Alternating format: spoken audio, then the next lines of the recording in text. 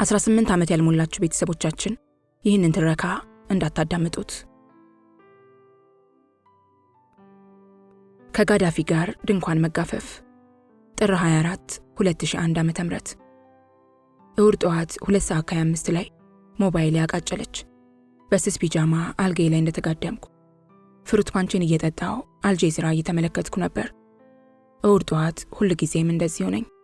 ከራሴ ጋር ጓደኛዬ መሆንባት የተባረከች ማለዳ ናት እሁድ። የተጋደምኩበት አልጋ ሲነዝረኝ ስልኬ ቫይብሬት እያደረገች እንደሆነ ተረዳሁ። አይኔን ከቴሌቪዥኑ ሳልነቅል ስልኬን በዳበሳ ለማግኘት ሞከርኩ። እውነቱን ለመናገር በዚህ ሰዓት ማንኛውንም የስልክ ጥሪ ባላስተናግድ ደስ ይለኝ ነበር። ምክንያቱም እሁድ ጠዋት ነው። እሁድ ጠዋት ለምን ከመንግሥተ ሰማያት አይደወልም? ስልኬን ለማንሳት ፍላጎት የለኝም። እሁድ ጠዋት የኔ ናታ፣ የብቻዬ። ሌሎች ሰዎች ቤተክርስቲያን ለመሳለም ሲሄዱ እኔ ሳምንቱን ሙሉ ወንድ ከሚባል ቀፋፊ ፍጡር ጋር የሰራሁትን ኃጢአት ለማሰሪየት እተጣጠባለሁ። ከዚያም ለብቻዬ አልጋዬ ላይ ተጋድሜ ሂሳብ አወራርዳለሁ፣ ጌታንም አጸናለሁ። ቅልል ይለኛል። ጌታዬ ኦልሬዲ የልቤን ስለሚያውቅ የኃጢአቴን ጥልቀት ለማሳየት የግድ ማልቀስ ያለብኝ አይመስለኝም። ማልቀስ ግብዝነት ነው። እሁድ ጠዋት ለምን እንደሆነ አላውቅም፣ መቅደስ የገባው ያህል ሰላም ይሰማኛል።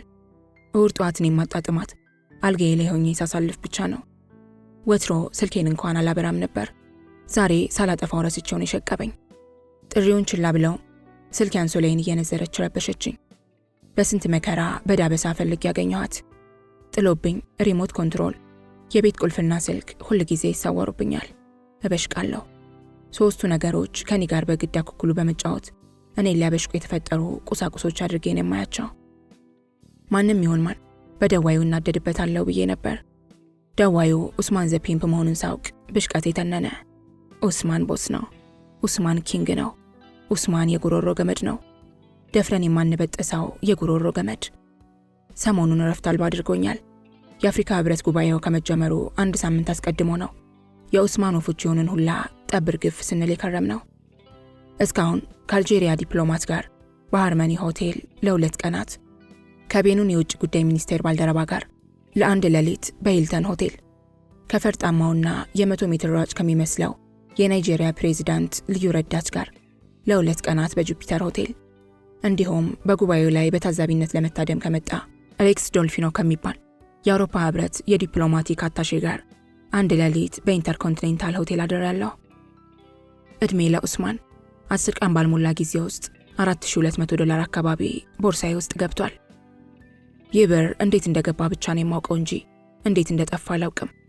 ከነማኪ ጋር ስንገባበዝ፣ ሸራተን ኦፊስ ባር ስንጫጫስ፣ ምን ስንል ድምጥማጡን አጠፋ ነው።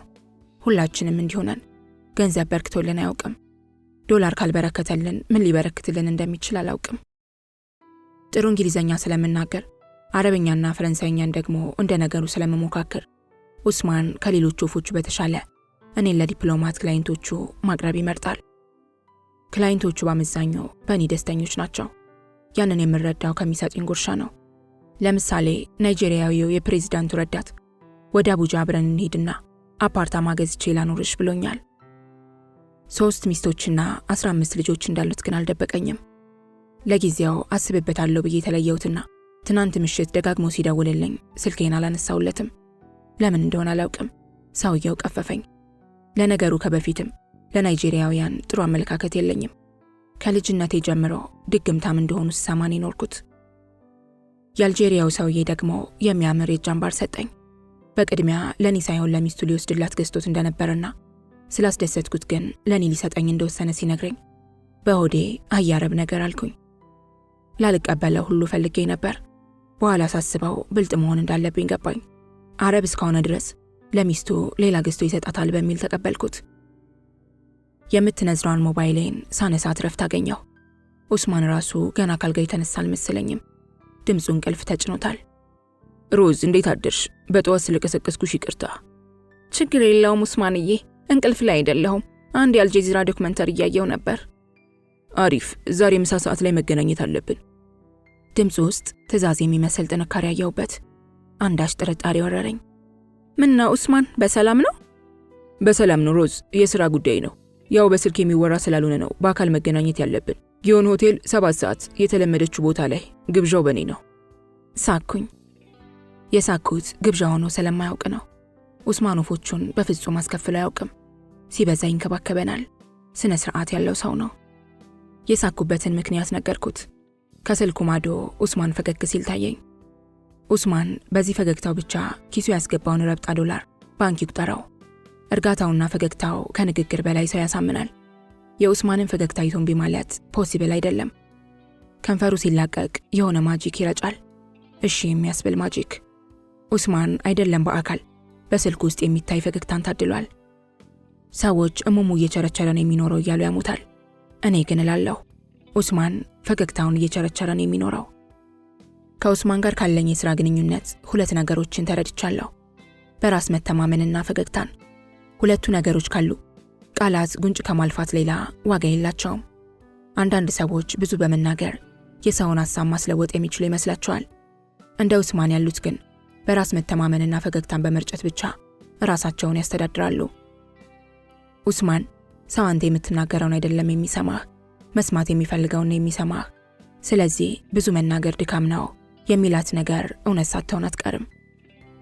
ብዙ ወንዶች አንቺ ትንሽ ከሌሎች የተለየሽ ነሽ ይሉኛል። ከሌሎች ሴተኛ ዳሪዎች ማለታቸው ነው። ለምን እንደዛ እንደሚሉኝ ያውቀዋለሁ። ኮንፊደንሴ ስለሚገዛቸው ነው። እነሱ ብዙ ሲያወሩ እኔ ብዙ ሳዳመጣቸው በመጨረሻ በራሳቸው ጊዜ እነሱ ራሳቸውን ከኔ አንስ ያገኙታል፣ ወይም እንደዚያ እንዲሰማቸው ይገደዳሉ። ብዙ የማዳመጥ ፈገግታን ያለመቆጠብና የመረጋጋት ክህሎትን በከፊል ያዳበርኩት ከኡስማን ይመስለኛል። ካለቃዬ ከኪንግ ኡስማን። ከልምድ እንደማውቀው ብዙውን ጊዜ ኡስማን ደውሎ በአካል ተገናኝተን ማውራት ይኖርብናል ካለ ጉዳዩ ከባድና በጥብቅ ሚስጥር የተያዘ ነው ማለት ነው። የዛሬው ሚስጥራዊ ጉዳይ ምን ሊሆን ይችላል ብዬ አሰብኩ። በርካታ ሐሳቦች በአይምሮዬ ጓዳ ተመላለሱ። ኡስማን ቆቅ ነው። ለመረጋጋት የሚያስችል ፍንጭ እንኳን አይታውም። አንድ የማይገረሰስ ቋሚ መርህ አለው። ሁሉን ሚስጥር እስክናገር ምንም አልናገርም የሚል። ደግሞ ግማሽ ሚስጥር ከሙሉ ሚስጥር ይበልጥ አደገኛ ነው ይላል። ምን ማለቱ እንደሆነ ግን ጠይቄው አላውቅም። ልክ 7 ሰዓት ከ30 ሲል በጊዮን ሆቴል ተገናኘን። ኡስማን ላይ ቀጠሮ ማርፈድ የማይታሰብ ስለሆነ ደንበኛዬን ሶልን ደውዬለት በኮንትራት እንዲያደርሰኝ አደረግኩ። ኡስማን ፈረንጅ ነው፣ አያረፍድም። እኛ ወፎቹ ካረፈድንበት ያችን መሰሪ ፈገግታውን ብልጭ አድርጎልን ምንም እንዳልተፈጠረ ሆኖ አጫውቶን ይሄዳል። ነገር ግን ለ2 ወር ይቀጣናል። ምንም ዜጋ አያገናኘንም። ሳንቲም ሲጠርብን ቅጣት መሆኑ ይገባናል። ይቅርታ እንጠይቀዋለን። ትንሽ አሽቶ ይታረቀናል። ስለዚህ ኡስማን ላይ ማርፈድ እንጀራ ገመድን በገዛ ቅብጠት እንደመበጠስ መሆኑን ሁሉም ወፎች አሳምረን እናውቃለን። እንደ ወትሮ ተሽቀርቅሯል። እሱ ምን ሐሳብ አለበት? ሁልጊዜም በምርጥና ዘመነኛ አልባሳት እንደዘነጠ ነው። አገር ውስጥ ልብስ ገዝቶ አያውቅም። ዱባይ ለሥራ ጉዳይ ሲሄድ ሻንጣ ሙሉ ልብስ ሸክፎ ይመጣል። መዘነጥ ያውቅበታል። በተፈጥሮ ርካሽ ነገር አይወድም። ሰው አስተሳሰቡን ነው የሚመስለው። አስተሳሰቡ ተልካሻ የሆነ ሰው ነው ተልካሻ ነገር የሚለብሰው የሚል ፍልስፍና አለችው። መጽሐፍ በሽፋኑ አይለካም የሚል ሰው ያናድደዋል። ጥሩ መጽሐፍ ከሆነ ጥሩ ሽፋን ሊበጅለት ይገባል ባይ ነው። ለምሳሌ ራሷን የማትጠብቅ ሴት በጣም ይጸየፋል። የማር እሸትን ከስራ ያባረራት ከዕለታት አንድ ቀን የአይናር አይቶባት ነው። በምድር ላይ አንድ ጊዜ ብቻ የሚኖር ሰው ቢችል ጥሩ ነገር መልበስ ይኖርበታል ይላል። ጉንጬን ሳመኝ። ሮዝ ዛሬ በ2 ደቂቃ ተቀድመሻል፣ ለዚህ ማኪያቶ ትቀጫለሽ ብሎኝ ደማቅ ፈገግታውን ለኮሰ። ገና ከመቀመጡ ስልኳን ቃጨለች። እሺ እኔም ቤት እሺ ችግር የለውም ልክ ነሽ ገብቶኛል። ስንት መኪና አገኛችሁ ታዲያ? የሴቷ መልስ የኡስማንን ብርሃናማ ፊት ደመና ለበሰው። ኡስማን በንዴት ፊቱን አጨፈገገ። ፊቱ ጨፍግጎም ፈገግ ማለትን ያውቅበታል። ይገባኛል የኔም ቤት። ሆኖም የኔ ሰዎች የሊቢያ ልዑካን ናቸው። ለኪራይ ከመደበኛ ዋጋ ቢያንስ 4 እጥፍ ይከፍላሉ። ይገባኛል። ጥር ወር የሰርግ ወር እንደሆነ አውቃለሁ። ኖ እንደሱም አይሆንም። እንደሱ ከሆነ ለሰርግ የታሰቡትን መኪኖች ለምን ለቀሩት የሊቢያ ልዑካን አታከራዩአቸውም ታዲያ? ከደቂቃዎች በኋላ ኡስማን ተረጋጋ። በአውራ ጣቱና በአመልካች ጣቱ ጉንጬን በስሶ ቆንጠጥ አደረገኝ። ዳግመኛ ፈገግታውን ለኮሰ። ምንድነው ነገሩ? ሰርግ ያለብህ ትመስላለህ። ልትሞሸር ነው እንዴ ኡስማን? አፍሪካ የምትባል ነጭናጫ ሴት አለች። ሰሞኑን ልትዳር ነው። እኔ ደግሞ ሚዜዋ ነኝ። ምን? ሮዚ፣ ሰሞኑን እንቅልፍ በቅጡ እንኳን አልተኛሁም። ከኢትዮጵያ መንግስት በላይ ነው ለዚህ ጉባኤ እየሰራ ያለሁት። እውነቴን ነው። እኛን ትተህ ደግሞ የሰርግ መኪና ማከራየት ጀመርክ? ስማማ፣ እኔ ሳውቅህ እኛም ባሎች ላይ የላክ ትዳር ማፋታት ነበር እኮ ስራ። አሁን ደግሞ ማጋባት ሆነ። ኡስማን ተንከትክቶ ሳቀ። ሳቁ እኔም ላይ ተጋባብኝ። ይገርምሻል ሮዝ፣ ልጅቷ የደወለችው ከአምኔት የመኪና ኪራይ ድርጅት ነው። 200 መኪኖች በሙሉ ለዲፕሎማት አጃቢዎች ተከራይተዋል። ለሰርግ ያከራየነው ምንም መኪና የለም ነው የምትለኝ። ከቀናት በፊት ከግማሽ በላዩን በእኔ በኩል የመጡት የሊቢያ ልዑካን ተከራይተዋቸዋል። ግን እስካሁን መኪና ያላገኙት የጋዳፊ ልዑካን በፕሮቶኮል ኃላፊው በኩል እየጨቀጨቁኝ ነው። በጣም ተጨንቄያለሁ። የቬኑስ የመኪና ኪራይ ድርጅትና የቡቡ ካር ሬንታል ስልኮችን እየጠበቅኩ ነው። እነሱ ካልደወሉልኝ we are all screwed up seriously። ኡስማን ተከዘ። ይህ የአፍሪካ ህብረት ስብሰባ መኪና ውስጥ ነው እንደሚካሄደው? ምንድነው ይሄን ሁሉ ቆርቆሮ ማርመስመስ? እኔም ገርሞኛል። ደግሞ አንዳቸውን በውድ መኪና ካልተንቀሳቀሱ የተዋረዱ የሚመስላቸው። አንዳንዴ ሁሉንም በአንበሳ አውቶቡስ ሞጆ ማሳፈር ነበር እላለሁ። እውነቴን ነው።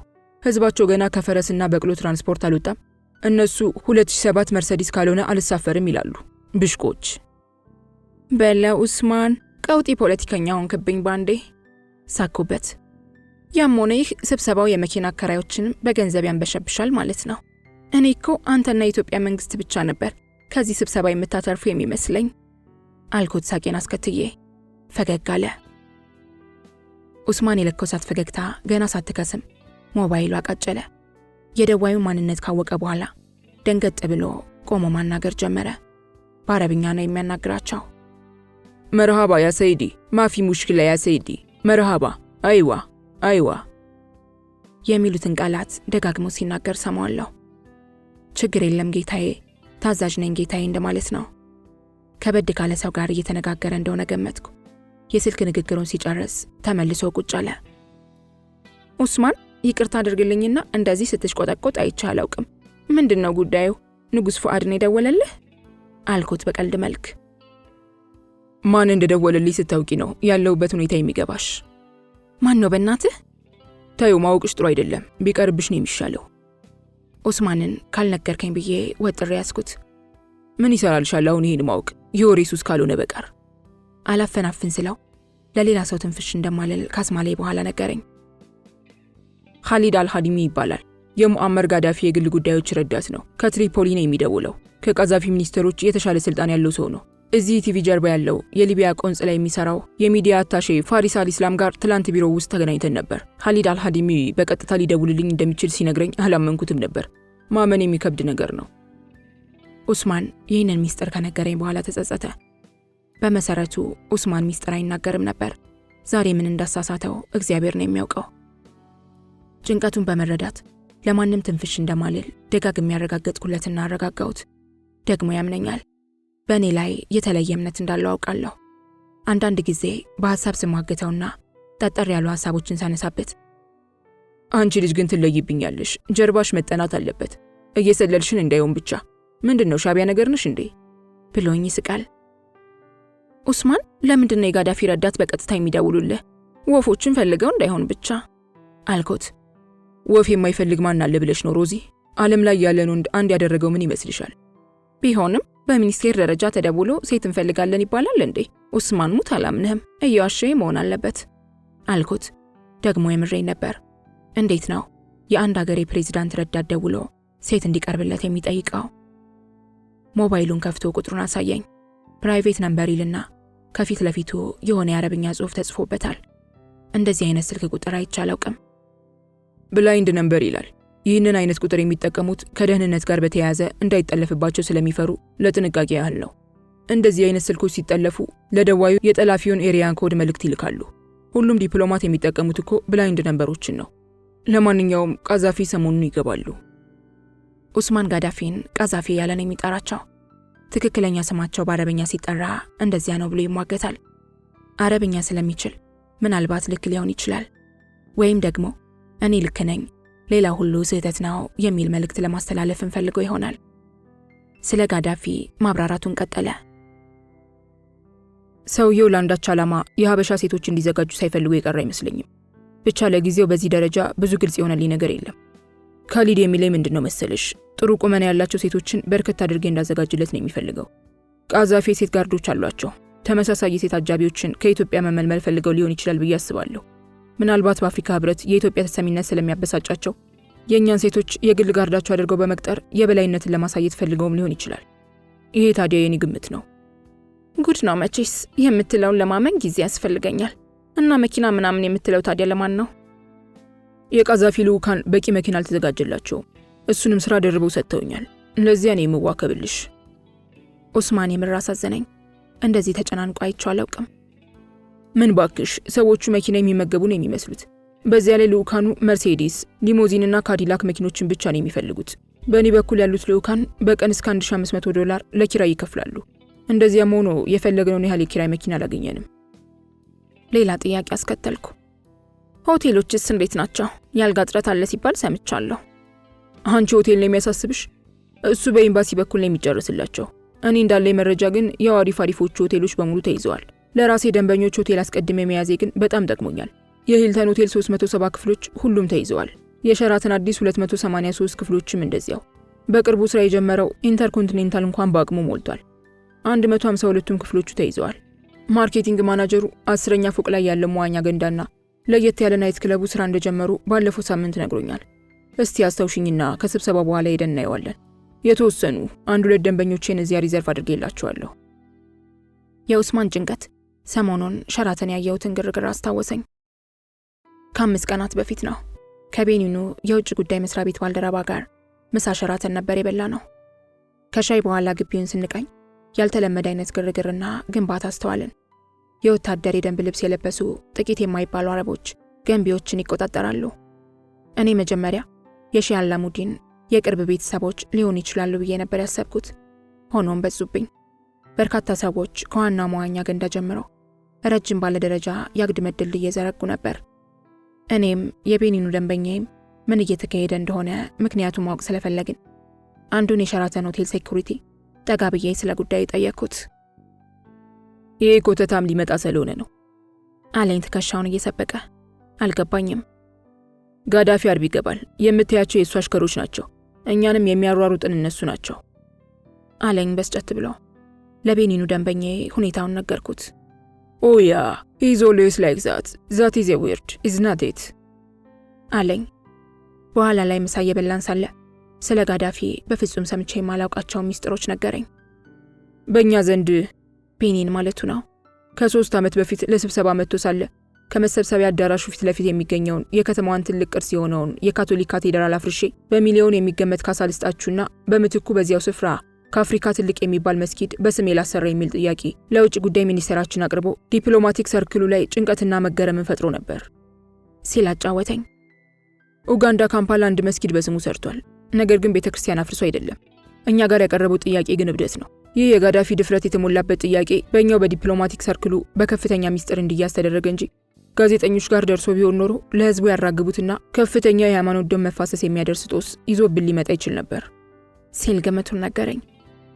በሌላ ጊዜ ደግሞ የመግሪብ ሪጅንና የቤኒን መሪዎች ስብሰባ ቤኒን ዋና ከተማ ፖርቶኖቮ ውስጥ ፈረንሳዮች በገነቡት ግሬት አሴምብሊ በሚባል ህንፃ 18ኛ ፎቅ ላይ ሊካሄድ እቅድ ተይዞ ሁሉም መሪዎች ቦታቸውን ይዘው ጋዳፊ እየተጠበቀ ሳለ በመጨረሻው ሰዓት እኔ ጋዳፊ ፎቅ ላይ አልወጣም፣ ሃይማኖቴ ከሰው በላይ ከፍ ማለትን አይፈቅድም፣ ይሄ ፎቅ ላይ መንጠላጠል የፈረንሳዮች ባህል ነው፣ የእኛ ባህል ድንኳን ውስጥ ነው፣ ስለዚህ ምድር ወርደን እንሰብሰብ ካልሆነ ሀገር ይመለሳለሁ ብሎ በረዳቱ በኩል ነገረን። እኔ በአጋጣሚ ከስብሰባ አሰብሳቢዎች አንዱ ነበርኩ። እንደዚያ ቀን ፈታኝ ጊዜ ገጥሞኝ ያውቅ። የሀገር መሪዎቹን ምን ብለን እንንገራቸው? ከፍተኛ ጭንቀት ተፈጠረ። እነሱም ማስቀየም የዲፕሎማቲክ ግንኙነታችንን ይጎዳዋል ብለን ፈራን። ጋዳፊ ማስቀየም ደግሞ ከሱ ይጠበቅ ለነበረ ለስብሰባው ብሎም ለመግሪብ ሪጅን የሚከፋፈል ከፍተኛ የገንዘብ ድጎማ ያስቀርብናል። ግራ ተጋባንና ፕሬዚዳንታችንን ነገርናቸው። እሳቸው ብልህ ሰው ናቸው። ቶሎ ብለው የመግሪብ ሪጅን ውስጥ አንሺያ የሚባል ጎሳ መሪ እጅግ የተከበሩ ሽማግሌን አስጠርተው ጋዳፊን እንዲያግባቡት ነገሯቸው። የጎሳው መሪ ተሳካላቸው። ጋዳፊ በሊፍት ወደ 18ኛ ፎቅ መጥተው ስብሰባውን ተካፍለው ሄዱ። በዚያ ስብሰባ ጋዳፊ ማስቀየም ያልተፈለገው እንደነገርኩሽ ከዲፕሎማሲውን በላይ ለስብሰባው ከፍተኛውን ገንዘብ የሚለግሱት እሳቸው ስለነበሩ ነው። በዚህ ቤኒናዊ ዲፕሎማትነት ጋዳፊ ደንበኛ የአእምሮ መቃወስ አጋጥሟቸዋል።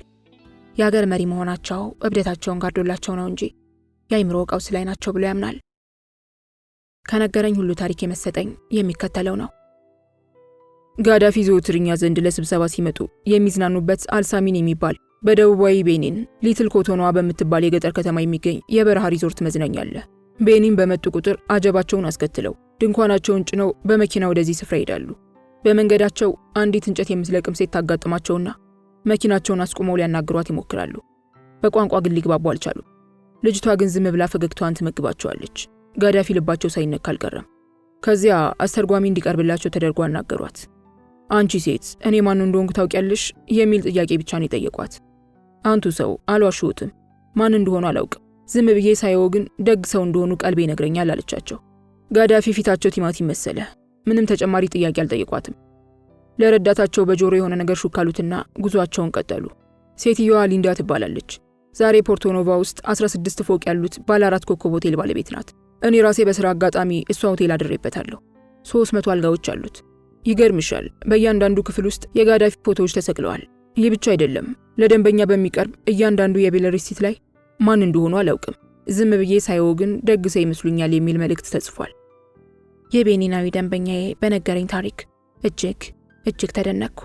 ነገሩ ፊልም ነው መሰለኝ። ይህን ታሪክ ለኡስማን ነግረዋለሁ። ከቤኒኑ ደንበኛዬ ጋር ለስብሰባ አዲስ አበባ በመጣ ቁጥር እንገናኛለን። አንድም ቀን እንደ ሴተኛ አዳሪ አውርቶኝ አያውቅም። ሁል ጊዜ ሲያወራኝ በሱ ደረጃ አድርጎ ነው የሚያወራኝ። ስለዚህ አከብረዋለሁ። ከአዲስ አበባ ሲሄድ ሁል ጊዜም ማስታወሻ የባህል ልብስ ገዝቼ ይሰጠዋለሁ። ለሚስቱ ይሰጣታል። ማን እንደገዛላት ግን አይነግራትም። ምሳ በልተን ከሻራተን ስንወጣ ያንኑ ሴኩሪቲ ያገኘሁት። ፈገግ አለልኝ። ኮተታሙ ሰውዬ እስካሁን አልመጣም እንዴ አልኩት፣ የራሱን ቋንቋ በመጠቀም። ሳቀ። ባልጠበቅኩት ሁኔታ ተንከትክቶ ሳቀ። ቤኒኑ ደንበኛዬ ዘበኛውን ምን ብዬ እንዳሳኩት ማወቅ ፈልገው ጠየቀኝ። ኮተታሙ ሰውዬ የሚለውን በእንግሊዝኛ እንዴት እንደምተረጉምለት ግራ ገባኝና ተንተባተብኩ። ከዛም እኔና ሴኩሪቲ የቀለድነው ቀልድ በእንግሊዝኛ ሊተረጎም እንደማይችል ስነግረው እሱም ሳቀ። በቆምንበት ከሸራተኑ ልጅ ጋር ማውራት ጀመርን። ጋዳፊ አርብ ነው የሚገባው አለኝ። እነዚህ የምታያቸው ውርውር የሚሉት አረቦች የእሱ ረዳቶች ናቸው ሲል ጨምሮ ነገረኝ። እንደ ሴኩሪቲው ገለጻ ጋዳፊ ገና ከትሪፖሊ አልተነሱም። ሆኖም በሆቴሉ አጠራር በተለምዶ ዴሉክስ ሩም የሚባለውን ቅንጡ ባለ 2 ፎቅ ቪላና ሙሉ መዋኛ ገንዳውን ይዘውታል። ከመዋኛ ገንዳው ወደ ቪላው የሚወስደው ቀጥተኛ መንገድ ስለሌለ ለጋዳፊ ደህንነትና ምቾት የፕሮቶኮል ኃላፊያቸው ጊዜያዊ ባለደረጃ ድልድይ በትዕዛዝ እያሰራ እንደሆነ ሴኩሪቲው ጨምሮ አብራራልኝ። ማመን አቃተኝ። እንዴት ነው ጊዜያዊ ድልድይ ለሱ ሲባል የሚሰራው? ይህንኑ ደህንነቱ የነገረኝን ነገር ለቤኒኑ ደንበኛ የተረጎምኩለት።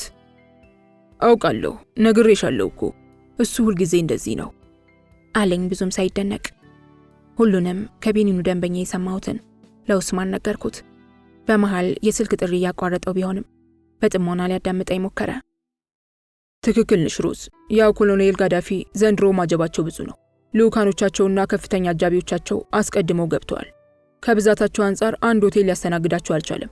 በሸራተን ኢምፔሪያልና ሃርመኒ ሆቴሎች አርፈዋል። ከጋዳፊ ጋር አብረው የሚመጡትም በእነዚሁ ሆቴሎች ክፍል ተይዞላቸዋል። በነገርሽ ላይ ዛሬ አንቺን የፈለኩበትም ጉዳይ ከዚሁ ጋር የተያያዘ ነው ብሎኝ አረፈው። እንደዚህ ደንግጬ አላውቅም። ባለውበት ክው ብዬ ቀረሁ። ይህንን ጊዜ ሁሉ ለዚሁ ጉዳይ እንደፈለገኝ ለምን እንዳልጠረጠርኩ ግን ለራሴም ገርሞኛል። ልቤ ምት ጨመረ። አይምሮዬ በበርካታ ድንገት ሐሳቦች ተጥለቀለቀ። ፈራ ተባ ያልኩ ጉዳዩ ምን እንደሆነ በቀልድ መልክ ጠየቅኩት። ኡስማን ከጋዳፊ ጋር አንሶላ ልታጋፍፈኝ እንዳይሆን ብቻ አልኩት። ሮዛ እውነቱን ንገረኝ ካልሽኝ ያው ከቃዛፊ ጋር አንሶላ ባትጋፈፉ እንኳን ድንኳን መጋፈፋችሁ አይቀርም ብሎኝ ረጅም ሳቅ ሳቀ። አጀብኩት። ሮዝ ነገሩ ምን መሰለሽ፣ ቃዛፊ በሀበሻ ሴት ይማረካሉ ይባላል። በቅርቡ ኤር አፍሪካ የተባለውን አየር መንገድ በግል ገዝተውታል። በአውሮፕላናቸው ውስጥ በርካታ ሀበሻ ቆነጃጅት በውሰትነት እንዲሰሩ ፍላጎት አሳይተዋል የሚል መረጃ አለኝ። ብዙም ግን እርግጠኛ አይደለሁም። ቤተ መንግስታቸው ውስጥ ጽዳት ስትሰራ ባዩት አንዲት ሀበሻ ሴት ውበት ተማርከው ነው ሐሳቡን ያመጡት ብሎኛል። ያ የፕሬስ አታሽ ያልኩሽ ሰውዬ ግን ማንም ሐሳቡ እንዴት እንደመጣላቸው ከመላምት ያለፈ ነገር አይነግርሽም። ረዳቶቻቸውም እርግጠኛ አይደሉም። እንደገባኝ ከሆነ ሰውየው ድንገተኛ ውሳኔ ስለሚወስኑ ማንም ምን እንደፈለጉ ምን እንዳሰቡ መናገር የሚችል የለም። እኔ የምጠረጥረው የዩክሬንና የተለያዩ የአፍሪካ ሀገራት ደናግል ሴት አጃቢዎቻቸው እንደሆኑት ሁሉ የዚህ አየር መንገድ አስተናጋጅ ደግሞ ደናግል አበሾች እንዲሆኑ ጽኑ ፍላጎት ያሳዩ ይመስለኛል። ኦር አይ ቲንክ ከመለስ ጋር በአፍሪካ ህብረት መቀመጫ ከተማ ማንነት ዙሪያ የተጋቡ ይመስለኛል። ቃዛፊ ጽህፈት ቤቱን ከአዲስ አበባ ወደ ትሪፖሊ መውሰድ ይፈልጋሉ። መለስን ግን በጭንቅላትና በፖለቲካ ብስለት አልቻሉትም። ቃዛፊ ደግሞ በብር ኃይል ሁሉንም ማድረግ እንደሚችሉ ያምናሉ። ሁለቱም በሆነ መልኩ የተጋቡ ይመስለኛል። ጽህፈት ቤቱ ደሃ ሀገር ውስጥ መሆን የለበትም የሚል አቋም አላቸው የቃዛፊ ሰዎች።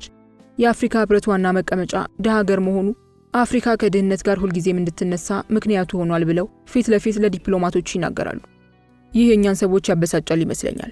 ስገምት ቃዛፊ ድህነታችንን በእጅ አዙር ሊነግሩን ስለፈለጉ ነው ቆንጆ የምንላቸውን ሴቶቻችንን ጋርድ ወይም ሆስተስ አድርገው በጅምላ ለመውሰድ የፈለጉት። ከዚህ ቀደም ሀበሻ የቤት ገረድ በገፍ ወደ ትሪፖሊ ለማስመጣት ጠይቀው የእኛ ሰዎች ነገሩ ሸር እንዳለበት ገብቷቸው ተቃውሞት ነው እቅዱ በእንጥልጥል የቀረው ሲባል ሰምቻለሁ። ሮዚ፣ አሁንም እደግመዋለሁ፣ ቃዛፊ ሀሳቡ በትክክል እንዴት እንደመጣላቸው ወይም ለምን ሀበሾችን በተለየ እንደፈለጉ ማንም ሊነግረኝ የፈቀደ የለም። በግሌ ፖለቲካዊ ትርጉም ይኖረዋል ብዬ ግን አስባለሁ። የኡስማን ትንታኔ ስሜት የሚሰጠውን አገኘሁት። በለው እኛ ድንግሎቹንና ከፊት የምንሰለፈው ለጋዳፊ ያልተሰጠ ድንግልና ይደፈን የታባቱ። ፍርሃቴን ለመደበቅ ስል ነበር ለመቀለድ የሞከርኩት። ኡስማን ግን ኮስተር ብሎ ማብራሪያውን ቀጠለ። የሚፈልጉት ደናገል ሀበሾች ብቻ ይሁኑ የሚል ነገር እንኳን አልተነገረኝም። እንደገባኝ የእግር ውበታቸው ነው ይበልጥ የሚፈለገው። ቃዛፊ ለሚኒስከርት የሚሆን ረዥም ቅልጥማም ሴቶችን ይወዳሉ። ዞሮ ዞሮ በየትኛው መመዘኛ ቢሆን አንቺ ዝርዝር ውስጥ መግባትሽ አይቀርም። እንዴ ኡስማን፣ እንደዚህማ አትቀልድብኝም እሺ? እኔ ድንግልናዬ ከሉሲ ጋር ተቆፍሮ ቢፈለግ እንኳን የሚገኝ አይመስለኝም። ድንግልናዬን ከኮሌጅ በኋላ ነው ያጣሁት፣ ከጥቂት ዓመታት በፊት። ሆኖም ያንን ብናገር እናቴ ድንግል ናት እንደማለት ስለሚቆጠርብኝ ሁልጊዜም በድንግልና ላይ መቀለድን እመርጣለሁ። እየቀለድኩ አይደለም ሮዛሙች፣ እውነቴን ነው። ድንግልና ለኔ የአስተሳሰብ ጉዳይ ነው። እርግጠኛ ነኝ ቃዛፊ የዚህን ሁሉ ሴት እግር እየፈለቀቁ ድንግልናን በባትሪ ቼክ የሚያደርጉበት ጊዜ የሚኖራቸው አይመስለኝም። ኡስማን እየቀለደ አለመሆኑን ሳውቅ የልብ ምቴ ጨመረ። ቀጠለና የመሪዎቹ ስብሰባ ሰኞ እንዳለቀ ማክሰኞ፣ ሮብና ሐሙስ ምሽት ኢትዮጵያውያን ሆስተሶችን ለመመልመል እንዳቀዱ ከሳምንት በፊት አስቀድመው አዲስ አበባ የገቡት የፕሮቶኮል ኃላፊያቸው አቡዛኪርና ወጣቱ አስተርጓሚያቸው ዶክተር ዘይዳኒ ነግረውኛል። ስለ ኡስማንን አላስጨረስኩትም። ለኔ የበለጠ ትኩረት እንዲሰጠኝ ትንሽ ልፈታተነው ፈልጌያለሁ። ኡስማን በከንቱ አትድከም። በጋዳፊ አዲሱ አየር መንገድ ውስጥ በሆስቴስነት እንድሰራ ያግባባኝ ከሆነ አትድከም። እውነቱን ልንገርህ፣ እንደ ሆስቴስነት የሚያስጠላኝ ስራ የለም። የፈለገውን ያህል ቢከፈለኝም ከካፌ ዌይተርነት ላይ ይቻላየውም። ካማውን ሮዚ፣ እንደሱማ አይባልም። ስንቶቹ ሴቶች የሚሞቱለትን ፕሮፌሽን። ዋት አይገርምህም? አልሰማህም? እሺ ሰማይ ላይ ስለሆነ ነው እንጂ እኮ ወያላ ማለት ነው። ገብቶ ካል ግን የአውሮፕላን ወያላ እንደሆን እየመለመልከኝ ነው። ተይ እንጂ ሮዛ፣ ዶንት ስፖል ዩርሰልፍ ዛት ዋይ። ከጠፈር ሳይንስ እኮ አይደለም ወደ ሆስተስነት ስራ ውርጅ ያልኩሽ። ለምን ራስሽን ቆም ብለሽ ምንድነው ስራዬ ብለሽ አትጠይቂም? ሌላውን ስራ ከማጥላላት መጀመሪያ ለአንድ ደቂቃ በምን እንደምትተዳደሪ ማሰብ አይቀድምም? ኡስማን ሴተኛ ዳሪነቴን እያስታወሰኝ እንደሆነ ሲገባኝ ከፋኝ። የምር ከፋኝ። መከፋቴን ግን እንዲያውቅ አልፈለግኩም። ኡስማን ማለት የፈለግከው ገብቶኛል፣ ግን ይሄ የምርጫ ጉዳይ ነው። የምሬን ነው። ሙሉ ቀን ወይም ሙሉ ሌሊት ሚሊዮን አይነት ጸባይ ያለውን ህዝብ ሻይ ቡና እያቀረብኩ ዕድሜን መጨረስ አልፈልግም። ሐሳቡ እንኳን ቋቅ ይለኛል። በየ10 ደቂቃው ሴክስ እየቸረቸርኩ ብኖር መርጣለሁ። You know how badly I love sex, huh? ንግግሬ ስላሳፈረኝና መከፋቴ እንዳይታወቅብኝ በሳቅ ልሸፍነው ሞከርኩ። ኡስማን እንደ መሳቅም እንደ መኮሳተርም እያደረገው በትኩረት ተመለከተኝ። ለምንም ነገር ግድ የለውም። ሁሉን ነገር አቅልሎ ነው የሚመለከተው። ማካበድ የሚባል ነገር ሲያልፍም አይነካካው። ተናዶም እንኳን ሁሌም ትሁት ነው። ይህ ባህሪው ያስገርመኛል። ለሁለተኛ ጊዜ ከገረመመኝ በኋላ ፈገግ አለ። ፈገግታው ቅር እንደተሰኘብኝ የሚያሳብቅ ፈገግታ እንደሆነ አውቀዋለሁ። ሮዝ፣ ለማንኛውም አላስጨረሽኝም። የኔ ሐሳብ ከመጀመሪያውም ያልነበረም። አንቺ የታጨሽው ለትልቅ ኃላፊነት ነው። ዛሬ ሌሊቱን ከአንድ ሊቢያዊ ጋር ታሳልፊያለሽ።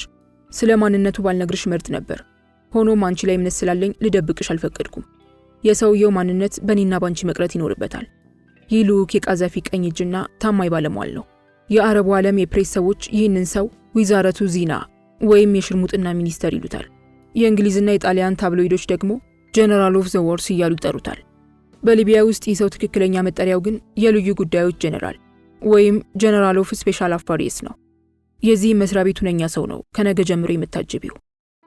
ኡስማን ትልቁን አሳ ካጠመደ ሁልጊዜም ለኔ እንደሚሰጠኝ እርግጠኛ ነበርኩ። አልተሳሳትኩም። ልቤ ቀፊው ቢለኝም በደስታ ጮቤ መርገጤን እንዲያውቅብኝ አልፈለግኩም። አለመደንገጤ በራስ መተማመኔን ያሳየዋል። ዛሬ ሌሊት ይህንን ጄኔራል ዓለሙን ሳስቃጨው ካደርኩ በኋላ ማን ያውቃል ጋዳፊን ለማግኘት የተሻለ ዕድል ይኖረኝ ይሆናል ብዬ መቃዠት ጀመርኩ። በምናቤ ያቺ የቤኒኗ እንጨት ለቃሚ ታወሰችኝና ፈገግ አልኩኝ። በእርግጥ ጋዳፊ ጋር የመገናኘት ዕድሉ ካለኝ ሕይወቴን እስከ ወዲያኛው እንደሚለውጥ አውቀዋለሁ። ጋዳፊ አንሶላ ለተጋፈፏ ሴት ይቅርና ባለፈው ዓመት ከመለስ ዜናዊ ጋር እስከ ሐዋሳ ድረስ እየተጓዙ ሀገር ሲጎበኙ ላገኙት ሁሉ ዶላር ሲበትኑ እንደነበር ሰምቻለሁ። ስለ ጉዳዩ መጽሔቶች ላይ ሁሉ አንብቤያለሁ። ቺቺኒያ ጋር የሆነ ረጅም ፎቅ ገዝተውልኝ በምናቤ ታየኝና በልቤ ፈነጠስኩ። እንደገናም ደግሞ ጅል የሆንኩ መሰለኝ። ለምን እንደሆነ አላውቅም። ውስጤ ግን የሚነግረኝ የሆነ ሲሳይ ከፊቴ እየጠበቀኝ እንደሆነ ነው። ጋዳፊ አዲስ አበባ ሲገቡ ኩሪፍቱ ነው ቀድሞ የሚሄዱ ሲባል ሰምቻለሁ። ምናልባት ኡስማን ኩሪፍቱ እንዲሄድ ሊያደርገኝ ይችላል። ወይም ይሄ ልዩ ረዳታቸው ኩሪፍቱ ይዞ ሊሄድ ይችላል። ኤኒቲንግ ካን ሃፐን ዩ ኔቨር ናው። ኡስማንን በፈገግታ ተመለከትኩት። ጄኔራሉን መች ነው የማገኘው ታዲያ? ኦ ረስቼው፣ ነገ ምሽት እሱ ጋር መሄድ ይኖርብሻል። ትንሽ ያላለቁ የፕሮቶኮል ጉዳዮች ስላሉብን ነው። ሰውየው የዲፕሎማቲክ ፓስፖርት ስላለው የእኛ ደህንነቶች እሱ ጋር የሚገባውን ሰው ማንነት ማወቅ ይፈልጋሉ። ለጊዜው ሸራተን ያለው እርግጠኛ ባልሆንም በሚቀጥሉት ቀናት ሆቴል ሊቀይር ይችላል። ሞስት ላይክሊ አንቺ ሌላ ሆቴል ሊቀጥርሽ ይችላል። ትንሽ የደህንነት ጉዳይ ያሳስበዋል ሰውየውን። ስሙ ኦሬዲ ከሴት ጋር በተደጋጋሚ ስለሚነሳ ከፕሬስ ሰዎች በተቻለ መጠን መሸሽ ይፈልጋል። ኡስማንን በጥሞና አስተዋልኩት። ጭንቅላቱ ሊፈነዳ የደረሰ ይመስላል። ስራ ተደራርቦበታል። በመሃል ስልኩ ጠራ። ስልኩን ከማንሳቱ በፊት ግን እኔን ማሰናበት ነበረበት። ሮዚ፣ አሁን የመኪና ኪራይ ሰዎች እየደወሉልኝ ነው። ይህንን ነገር ካላሳካው እነዚህ የሊቢያ ጅቦች ቀረጣጥፈው ነው የሚበሉኝ። ተሰናብቸው ልሄድ ስል በድጋሚ ጠራኝ። ሮዚ፣ ማሳሰብ ያለኝ የተለመደው ንጽህና ይጠበቅ። እንደምታውቂው ሽቶ ይወዳሉ። የአረብ ሽቶ ቢሆን ይመረጣል። ቀላል መቅረሚያ ጸጉርሽ ላይ ጣል ብታደርጊ አይከፋም። ነገር ግን ፊትሽን ስትሸፍኚው አይወዱም። ሚስታቸው ይሆንሽ ይመስላችኋል። ሻሹን እሱ መኝታ ቤት ከገባሽ በኋላ ታውልቂዋለሽ። ከቤት ፒክ የሚያደርግሽ መኪና መደብልሻለሁ። አንቺም እንደነሱ ካዲላክ ካልመጣልኝ አልሳፈርም እንዳትይኝ ብቻ። የተለመደች ፈገግታውን ለኮሳት። እኔም አጀብኩት። የጋዳፊ ኩሪፍቱ። እኒህ ሰው አዲስ አበባን በረገጡ አፍታ ሾፌራቸውን ንደው ወደ ኩሪፍቱ የሚሉት ነገር አላቸው ይባላል። ቢሾፍቱ ሐይቅ ለቆሪጥ የሚገብሩት ጥቁር የአረብ ዶሮ ይኑር አይኖር ግን አላውቅም። ከስብሰባ በፊት ኩሪፍቱ ሪዞርት ወርደው ፈታ ዘርጋ የማለት ልምድ ሳይኖራቸው አይቀርም። እንደሚባለው ከሆነ ሰውየው ለፕሮቶኮል ሰዎች አይመቹም። ሐሳባቸውን 10 ጊዜ ይቀያይራሉ። ኮተታቸው ብዙ ነው። ግመል በመርከብ ጭነው አንድ አውሮፕላን ሙሉ ድንግል ሴት ጋርዶችን በአውሮፕላን አሽገው ነው አዲስ አበባ የሚመጡት። እኔ በበኩሌ ኩሪፍቱ ሪዞርት ጋዳፊን አጅቤ ሄዳለሁ ብዬ በህልሜም በእውኔም አስቤ አላውቅም። አጋጣሚው የተፈጠረውን በአጋጣሚ ነው። የጋዳፊን ልዩ ጉዳዮች አስፈጻሚ የተባለውን ጄኔራል ለማግኘት ኡስማን በነገረኝ መሰረት ሸራተን ሎቢ ውስጥ የታሸገ ውሃ ይዤ ቁጭ ብያለሁ።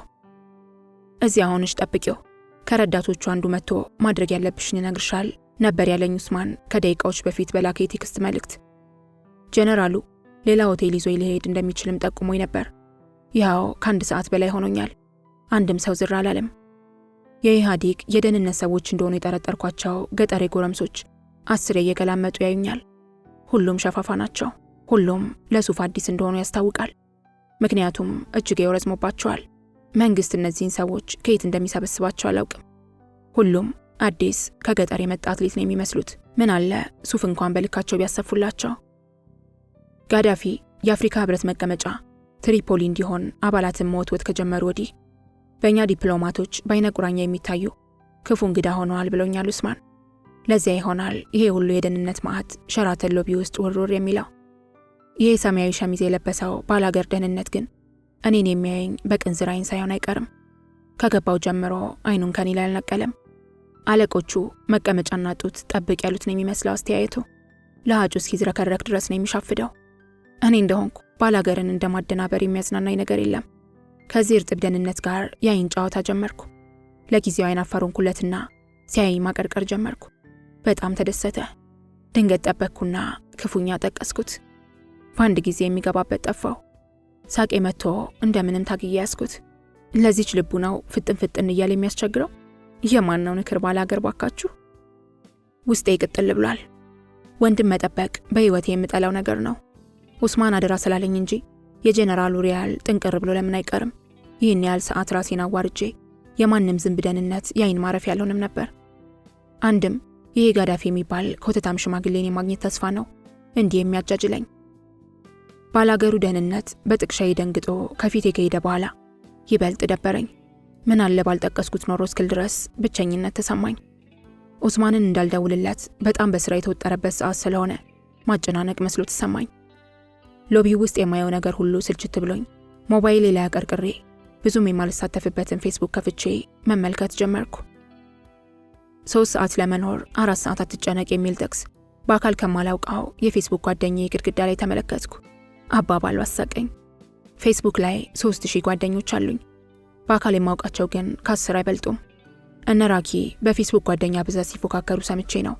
ነገሩ አሳሰበኝና ሞባይሌ ላይ የነበረ አንድ ፎቶ ለጠፍኩ። ሆኖም ጓደኛ እንሆን የሚለኝ ጠፋ። እነ ራኪ ሳቁብኝ። ጫት ቤት ምንድነው እንደ ሮዚ የፌስቡክ ጓደኞች ፍንጥርጥር ብላችሁ የተቀመጣችሁት እየተባለ ሙድ መያዣ ሆንኩኝ። ጫት ባነሰ ቁጥር ደግሞ ዛሬ ደግሞ በሮዚ ፌስቡክ ፍሬንዶች ቁጥር ልክ ነው እንዴ ተገዛው? ምነው አሳነሳችሁት ይባል ጀመር። እነሱ ያኔ ወደ 800 የሚጠጋ ጓደኞች ነበሯቸው። ከዚያ በፊት ግድ ሰጥቶኝ የማያውቀው ነገር ያሳስበኝ ጀመር። በእኔ ጓደኛ ማነስ ሲስቁ ለምን እንደሆነ አላውቅም ተሰማኝ። ከዚያ ከዕለታት አንድ ቀን ቀብራራው ካፒቴን የምለው ደንበኛዬ ከሚላን ያመጣልኝን ሮዝ ቅድ ቀሚስ ለብሼ ተመነቃቅሬ ፎቶ ተነሳውና ፌስቡኬ ላይ ለጠፍኩት። ሳምንት በማይሞላ ጊዜ ውስጥ 3000 ጓደኛ ፈራው። እነ ራኪ ምን ተአምር ፈጥሬ ጓደኛ እንዳበዛው አልተገለጠላቸውም። እኔ ግን ብዙም የማይመሰጠኝን ፌስቡክ አነካክተው አንድ ሰሞን የፌስቡክ ጅል አደረጉኝ። ያንን ፎቶዬን ያዩ ወንዶች በአካል እናገኝሽ እያሉ በመሴጅ አጨናነቁኝ። ፎቶዬን ብዙ ሰዎች ተቀባበሉት። ያን ያህል ቆንጆ ነኝ እንዴ እስክል ድረስ ተደነቅኩ። አንድ የፊልም ዳይሬክተር ነኝ የሚል ሰውዬ ደግሞ በምናቤ ሳልኳትን የቡና ቤት ሴት ገጸ ባህሪ ወክለሽ ለጥቂት ደቂቃዎች ከተወንሽልኝ 5000 ብር ከፍልሻለሁ የሚል መልእክት ላከልኝ። በሱ ቤት 5000 ብር ብዙ መሆኑ ነው። ለሴተኛ ዳሪ ገጸ ባህሪ ስላጨኝ አባባሏ አናደደኝና በነጋታው እንዲህ የሚል መልእክት ላኩለት። በምናቤ ሳልኩትን ቡሽቲ ወንድ ስለምትመስል መቀመጫህን ጉርድ ፎቶን ስተከላክልኝ 550 ብር ከፍላለሁ። እነ ራኪን ስነግራቸው አንድ ሳምንት ሳቁ። ዳይሬክተሩ በጣም ተናዶ በስድብ ያጥረገርገኝ ጀመር። እኔ ዝም አልኩት። ከዚያን ቀን ጀምሮ መልስም አልመለስኩለትም። እንዲያውም ፌስቡክ የሚባል ነገር አስጠላኝና ማየት ታውኩ። ዛሬ በስንት ጊዜ ስራ ስፈታ ሸራተን ሎቢ ውስጥ ዋይፋይ ስላለ ነው ፌስቡክን የተመለከትኩት። ፌስቡኬን እየገረብኩ እያዛጋው ሳለ አሰላሙ አለይኩም ያሁቲ ሮዛ የሚል የአረብ ሴት ድምፅ አነቃኝ። ብርግግ ብዬ ቀና አልኩኝ። አንዲት መልኳ ላበሻ የቀረበ ጠይም አረብ ረዥም ቀሚሷን አንዠርጋ ከፊቴ ቆማለች። እጇን ለሰላምታ ዘረጋችልኝ። ጄኔራሉ፣ እሷ አቡ ቢሰር በሚል ስም ነው የምጠራው፣ ስራ ስለበዛበት ሊያገኘኝ እንዳልቻለ ሆኖም ነገ ወደ ኩሪፍቱ ሪዞርት ለስራ ስለሚጓዝ እዚያ ለመገኘት እንደምችል ነገረችኝ። የሚያስፈልጉኝ ነገሮች በሙሉ እንደተዘጋጁልኝ ነግራኝ ለዚሁ የሚሆን ማለፊያ ካርድ ሰጥታኝ ሄደች። ካርዱን ስመለከተው ዱዩ ፉል ጃኔቭ የሚል የአረበኛ ቃል ተጽፎበታል። ከጀርባው የማይነበብ ማህተም አለው። አዲስ አበባና ቢሾፍቱ የተያዙልኝን ሆቴሎች ለመግባትና ሌሎች ተያያዥ አገልግሎቶችን ለማግኘት የሚረዳኝ ሆኖ አገኘሁት። ልጅቷ ወደ ተያዘልኝ እንግዳ ማረፊያ የሚወስደኝን ሾፌር አስተዋውቃኝ ቀጭን ፈገግታ ሳይታኝ ተሰወረች። ውሃ የመሰለ ሬኖልት መኪና ከሸራተን ፓርኪንግ ለኔ መስተንግዶ ቆሞ ጠበቀኝ። ቦሌ ሩዋንዳ ወደ ተያዘልኝ ጌስት ሃውስ እንደ አምባሳደር ከኋላ ተቀምጬ ደረስኩ። ሾፌሩ ይህን ሁሉ መንገድ አንድም ቃል ሳይተነፍስ እንዳኮረፈኝ ደረስን። ጌስት ሃውሱ ስደርስ 4 ቆንጆ ሴቶች ሳሎን ውስጥ ቁጭ ብለው ሲያወሩ ደረስኩ። ቢሾፍቱ የሚሄደው ለካ እኔ ብቻ አይደለሁም። አንዲት በጣም ረዥም ልጅ ከአረቢያ ኮሚኒቲ ኮሌጅ፣ ሌላ ልጅ ከአየር መንገድ ቪአይፒ ሮም፣ ሌላ ልጅ ከሌላ ፋሽንና ዲዛይን ኤጀንሲ፣ ሌላ ቀይ በእድሜ ከሁላችንም የምትመስል ሴትየው ደግሞ ከየት እንደመጣች አልነገረችንም። ስለሷ የምናውቀው ስሟ ሰሊና እንደሚባልና የጣሊያን ክልስ እንደሆነች ብቻ ነው። ጠዋት ሁላችንም የየራሳችን መኪና ተመድቦልን ኩሪፍቱ ይዘውን ሄዱ። እዚያም ሌላ ጌስት ሃውስ እንድናርፍ ተደረገ። ስንፈልግ እንደሚጠሩን ነገሩን። በጌስት ሃውስ ውስጥ የምግብ፣ ኮስሞቲክስ፣ ማሳጅ፣ የፀጉር ተኩስ፣ ሜኒኪዩርና ሞሮኮ ባዝ አገልግሎት የሚሰጡ 14 የሚሆኑ ሴቶች ከአዲስ አበባ መጥተዋል። ባስፈለገን ጊዜ ያስፈለገንን ነገር እያዘዝን የሚሆነውን መጠበቅ ያዝን። አምስታችንም የምንጠብቀው ወደ ሪዞርቱ ኑ መባልንና ወደ ጋዳፊ ካልሆነም ሌላ ባለስልጣን ጋር ሌሊቱን እንደምናሳልፍ ነው። ሆኖም አንዳችንም ገላችንን ለአረብ ያቀረብን ወራዳ ሴቶች አድርገን ራሳችንን መቁጠር ስላልፈለግን ወሬዎቻችን ሁሉ በሌሎች ርዕሶች ላይ የሚያጠነጥኑ ነበሩ። በኋላ ላይ ወሬ ሲያልቅብን ይቺ አየር መንገድ ቪአይፒ የምትሰራው ልጅ ነገሩን ሁሉ ፍርጥርጥ አድርጋ ማውራት ጀመረች። እንዴት እንደተመለመልን ጠየቀችን። በቅድሚያ ከአረብ ኮሚኒቲ የመጣችዋ ልጅ ስሟ ፌሩዛ እንደሚባልና ትልልቅ የሊቢያ ጁማሃሪያ ዲፕሎማቶች ለአየር መንገድ ሆስተስነት ስራ ቆነጃጅትን እየመለመሉ ስለሆነ ቋንቋ ታግዣለች ተብዬን የመጣሁት አለችን። በማከልም አባቷ የአረብ ሊግ የአዲስ አበባ ጽህፈት ቤት ውስጥ እንደሚሰራ ነገረችን። ሶስና ደግሞ ቪአይፒ ዲፓርትመንት ውስጥ እንደምትሰራና በአንድ የቀድሞ ሴት ባልደረባ ጠቋሚነት ተመልምላ እንደመጣች ነገረችን። እኔም ፍርጥም ብዬ ዋሻሁ። የ4ኛ ዓመት የዩኒቨርሲቲ ተማሪ እንደሆንኩና የ2000 ዓመተ ምህረት ሚስ ዩኒቨርሲቲ ስለነበርኩ እንዲሁም ዘንድሮ ስለመመረቅ የሆስተስነት ስራ ልሞክር ብዬ እንደመጣው ነገርኳቸው። ማንም የተጠራጠረኝ አልነበረም። የጣሊያን ክልሷ ግን ጥያቄውን በፈገግታ አለፈችው። ከዚያ ከቪአይፒ የመጣችው ሶስና ክልሷን ያንቺን እኮ አልነገርሽንም ሰሊና ብላ በእንግሊዝኛ ስታፋጥጣት ዌል አይ አም ኤ ፕሮፌሽናል ዳንሰር ሶ አይ ዳንስ ዌኔቨር they wanna me to. I'm especially an expert at Arabian belly dance. You know, private dance, blah blah. አለችና ሳቀች። እኛም አጀብናት። ስትናገር ሙልቅቅ ያደርጋታል። አራታችንም የተሻለ መቀራረብ ጀመርን። ዋይን እንዲመጣልን አዘን ገስት ሃውሱ ሳሎን ውስጥ ተሰብስበን ደመቅ ያለ ጨዋታ ያዝን። ሶስና ስለ ጋዳፊ ብዙ ነገር ነገረችን። ከዚህ ቀደም አየር መንገድ ቪአይፒ ሩም ውስጥ ትሰራ የነበረችው ሄርሜላ የምትባል የቅርብ ጓደኛዋ ጋዳፊ ለ15 ደቂቃ አግኝታ አስተናግዳቸዋለች አለችን። ከሷ የሰማችውን ማአት ታሪክ ነገረችን። ስለ ጋዳፊ የማታውቀው ነገር የላትም። ለምሳሌ እሳቸው ሽንት ቤት ከመግባታቸው በፊት 3 ሴት ነርሶች የእጅ ጓንት አጥልቀው የሽንት ቤት መቀመጫውን በኬሚካል እንደሚያጸዱና ሽንት ቤቱ አለመመረዙን የአየር ናሙና በመውሰድ ቼክ እንደሚያደርጉ አወራችለን። ይህን የሚያደርጉት እስራኤሎች እንደ ያሲር አረፋት መርዘው እንዳይገሏቸው ስለሚሰጉ እንደሆነ ነገረችን። እንደገናም ደግሞ የሽንት ቤቱን የቧንቧ ውሃ ንጹህነት ስለማይተማመኑበት አንዲት ሌላ ፈረንጅ ሴት የሚጸዳዱበትን ውሃ ይዛላቸው እንደምትገባ፣ ለሶላት ሲዘገጃጁ ደግሞ ሌላ አረብ ሴት በወርቅ በተንቆጠቆጠ ማንቆርቆሪያ ውሃ ተንበርክካ እንደምታፈስላቸው፣ እንዲሁም ሶላት ከመስገዳቸው በፊት ጆሮአቸውን፣ አፍንጫቸውን፣ እግራቸውንና ጸጉራቸውን እንደሚታጠቡ አብራራችልን። አፋችንን ከፍተን ሰማናት።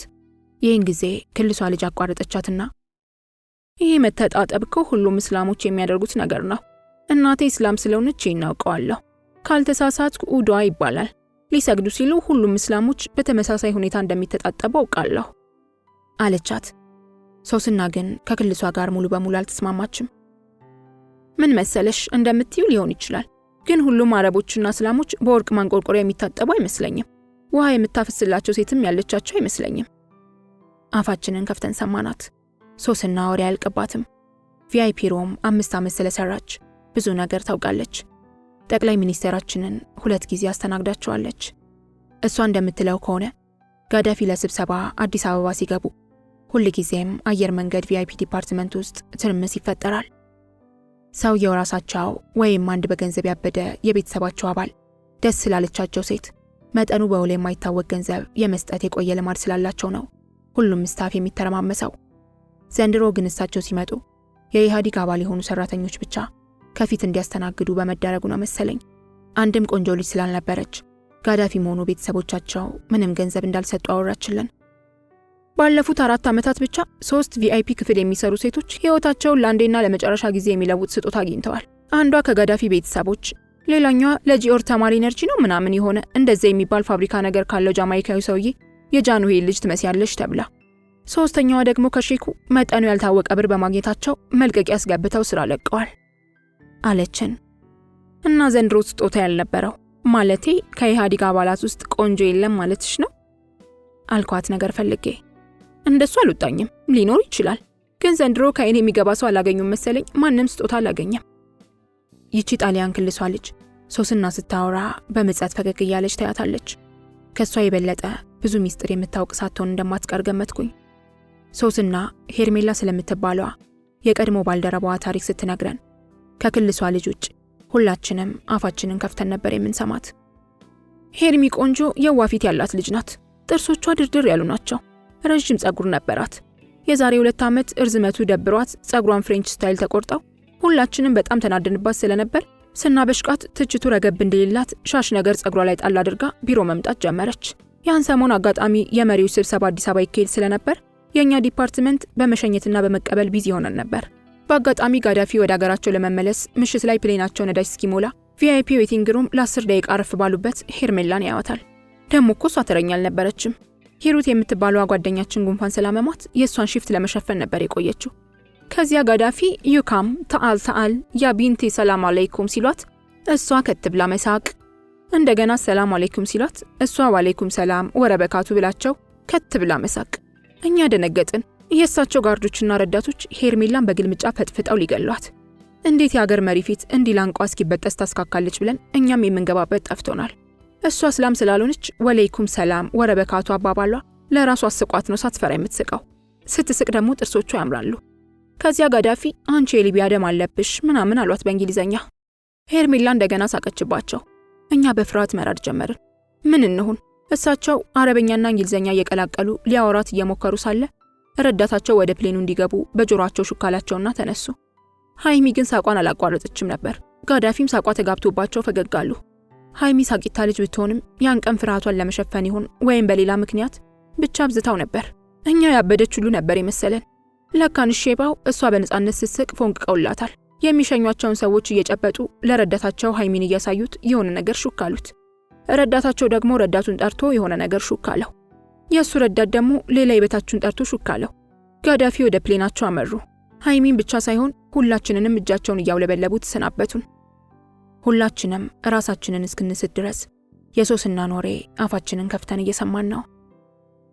እሳቸው ከሄዱ በኋላ ሁላችንም ሃይሚ ላይ ተናደንባት ስለነበር ጮህንባት።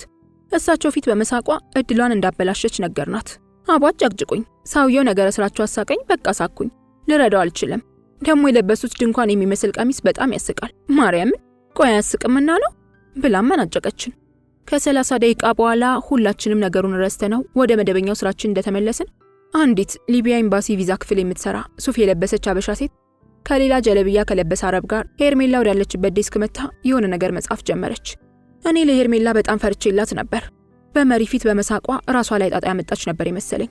ለካንስ ሙሉ አድራሻዋንና መታወቂያዋን ወስደው ነገ ጧት ሊቢያ ኤምባሲ እንደምትፈለግ እየነገሯት ነበር። ታላቁ መሪያችን ጋዳፊ በእሳቸው ስም ስጦታ እንድንሰጥሽ አዘውናል ነበር የተባለችው። እኛ ቢበዛ ወርቅ ወይም የአንገት ሐብል ወይም የእስላም ሴቶች ቀሚስና ሽቶ ነበር የመሰለን። እሷ ግን እስከ ዛሬም በስጦታ ምን እንዳገኘች በግልጽ አትናገርም። ሁላችንም የምናውቀው ከ2 ሳምንት በኋላ የሥራ መልቀቂያ ደብዳቤ እንዳስገባች ነው። ሄርሚ ጓደኛዬ ስለሆነች ለእኔ ትደብቀኛለች ብዬ በፍጹም ስላልጠበቅኩ ለ2 ወር ያህል አኮረፍኳት። በመጨረሻ አንድ ቀን የሚያምር ቪላ ቤት ወስዳ ራስ ጋብዛኝ ሁሉንም ነገር ነገረችኝ። በሕይወቴ እንደዚያን ቀን ደንግጬ አላውቅም።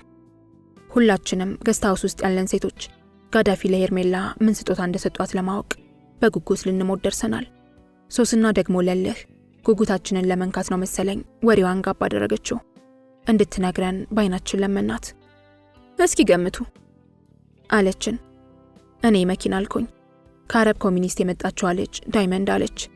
ጣሊያን ክልሷ ልጅ ግን በእርግጠኝነት ስሜት እንዲተናገረች ጋዳፊ ኔቨር ጊቭ ዩ ስማል ጊፍት። እውነቷን ነበር። ሶስና በኋላ በስንት ጉትጎታ እንደነገረችን ሄርሜላ ያገኘችው ስጦታ እሳቸው በሕይወት እስካሉ ድረስ የማይቋረጥ በወር $5000 ደሞዝ ከኤምባሲው እንድትወስድ የእሷ ምርጫ በሆነና ኤምባሲው በሚከራይላት አፓርትማ ውስጥ ለ2 ዓመት ከኖረች በኋላ የራሷን ቤት ራሷ በፈቀደችው ዲዛይን ተሰርቶ እንዲሰጣት የሚል ነው።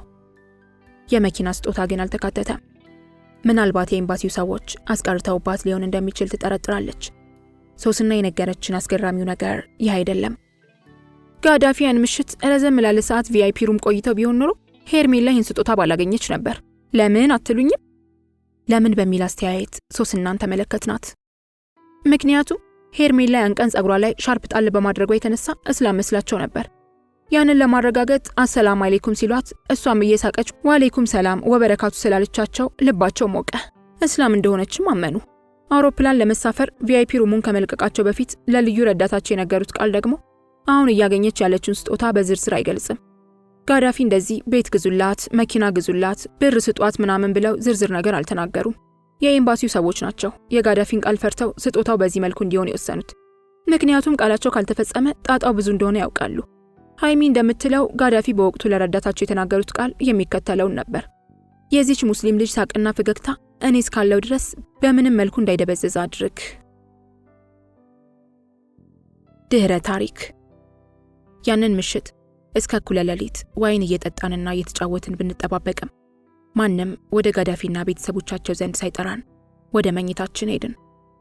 ጋዳፊን ታጅባላችሁ፣ ጋዳፊን ለውስተስነት ምልመላ ታግዛላችሁ፣ ቅብር ጥሶ ምን ጥሶ ተብለን ቢሾፍቱ ድረስ የመጣን ሴቶች በሙሉ በሰዎቻቸው ስለተዘነጋን ቅሬታ ተሰምቶናል። ለማንኛውም ጋዳፊ ሪዞርት ውስጥ እንዳሉ በመገመታችን ተስፋችን አልተሟጠጠም ነበር። ጠዋት ቁርስ ላይ አንዲት አረብ ሴት ወደ ገስት ሃውሳችን መጣ። ጋዳፊ ወደ ኩሪፍቱ ለመምጣት የነበራቸውን እቅድ ስለሰረዙ ነገ በጠዋቱ ወደ አዲስ አበባ እንደምንመለስ ነገረችን። እጢያችን ዱብ አለ። ጋዳፊን አጅበናል ብለን ያሰብን ሁላ ድግስ ተጠርቶ ካርድ በመረሳቱ አትገባም እንደተባለ እንግዳ ኩምሽሽ አለን። ደግነቱ አረቧ እኔን በግል በጥቅሻ ከጠራች በኋላ አቡ ቡሴር ስራ ስለበዛበት ማታ ሊያገኝሽ አልቻለም።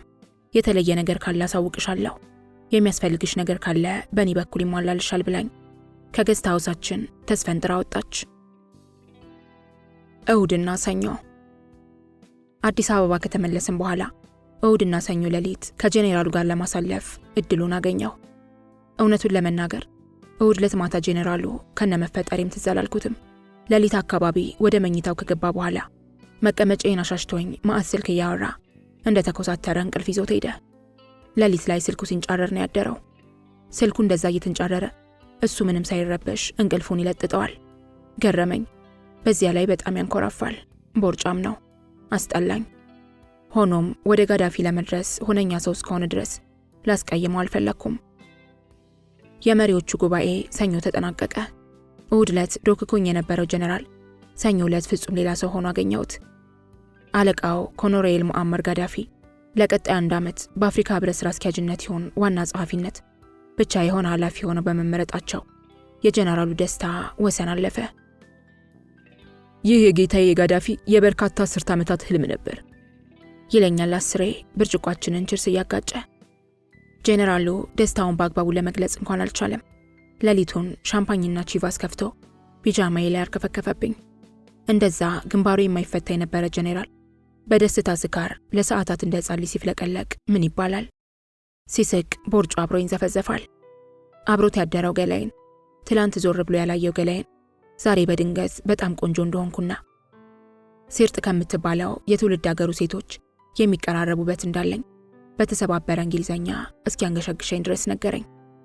ቆይቶ ደግሞ ስራዬ ምን እንደሆነ ጠየቀኝ። ምን አይነት ጥያቄ ነው የሚጠይቀኝ ይህ ሰውዬ? የቢሮ ሰራተኛ እንደሆንኩ ይሆን እንዴ እነ ኡስማን የነገሩት?